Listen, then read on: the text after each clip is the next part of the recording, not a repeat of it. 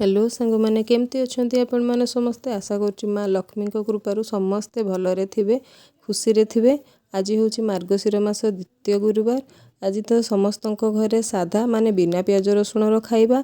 बिना प्याज रसुण खाइबार जदि गोटे किसी खट्टा आइटमटे न हो ताले बिल्कुल भी भल लगे से आज मु बनाऊँगी सारूर गोटे खट्टा रेसिपीटे। ये रेसिपीटी बनवाई प्रथमे पैन रे तेल गरम हो गला परे मु फुटण कंचा लंका सहित टमाटो को पकई दूची। किछि भृसंग पत्र मध्य देइछि।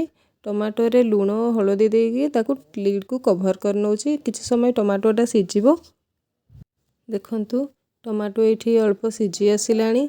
एबे सेथिरे मु मसला देबी माने सोरिष मसला सोरिष जीरा और सुखिला लंका को ग्राइंड करके मोटे पेस्ट बनैथिली। से मसला रु 2-3 चम्मच और किछि काश्मीर लंका गुंड दउछि कलर पई। कंचा लंका कि राग लंका मु दौनी कंचा लंका तो मु प्रथम रु देइथिली सेथिपे मु काश्मीर लंका गुंड दउछि कलर पई।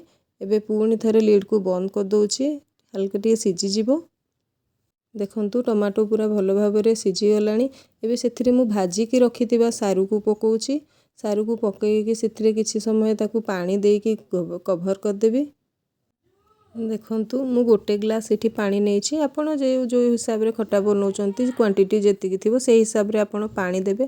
खट्टाटी बहुत पानी वाला भी भल लागिबोनी कि बहुत हार्ड थिबो माने बहुत ही बहलिया खट्टा भी भल लागेनी। खट्टाटा टिके पतला पतला हेले भल लागे।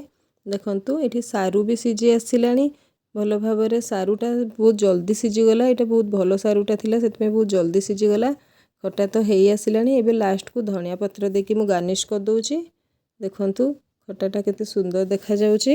एबे मु प्लेट को काढी नउछि।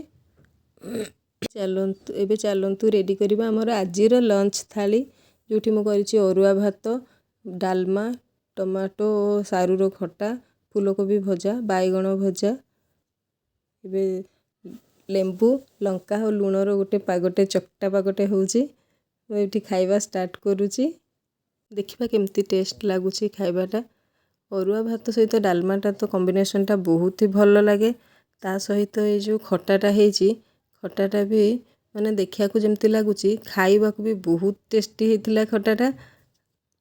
वीडियोटी भल लागिले लाइक शेयर और सब्सक्राइब करिवे। Bye bye.